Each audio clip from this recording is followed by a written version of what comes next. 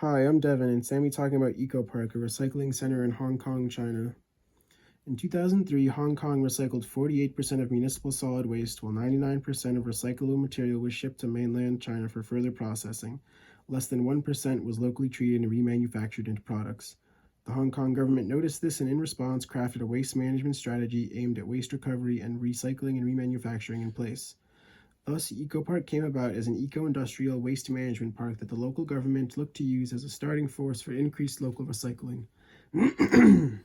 They also hoped that through increased local recycling and remanufacturing of new products from the recycled waste, they would create a more circular local economy by keeping money, materials, and jobs within the city. By providing affordable land with the necessary infrastructure, the Hong Kong government gained support of local trade organizations. When the plan was created, Hong Kong sold much of its recyclable waste to mainland China, but the hope of recycling waste into locally useful products that would begin the process of jump-starting a local circular economy became ever more important in 2017. This is when mainland China created trade import restrictions limiting the import of 24 kinds of recyclable waste. This created issues for people who made their lives exporting recyclable waste like scrap paper and plastic.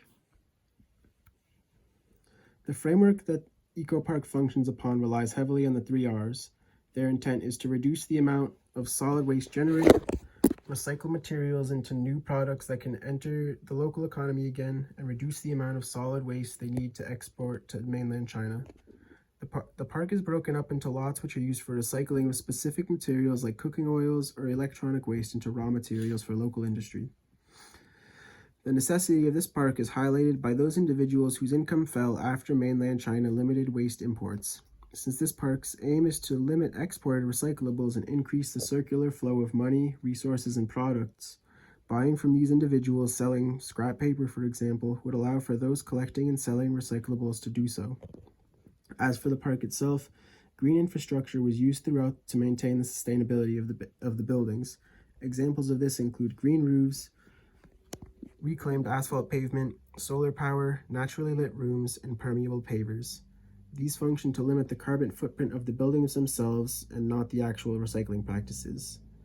Speaking to the recycling practices, environmental impact assessments have been done for Eco Park and noted no negative impacts from the park, meaning that necessary infrastructure is in place to limit the spread of pollutants off of the site.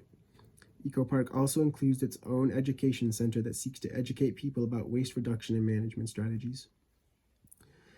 Since Eco Park looks to serve Hong Kong's need for a local recycling plant, creating a circular local economy for recycled materials, and providing jobs in a green industry, the first recommendation I would make for them is to focus on the people, since the facilities and parks seem to be functioning at a pretty sustainable level.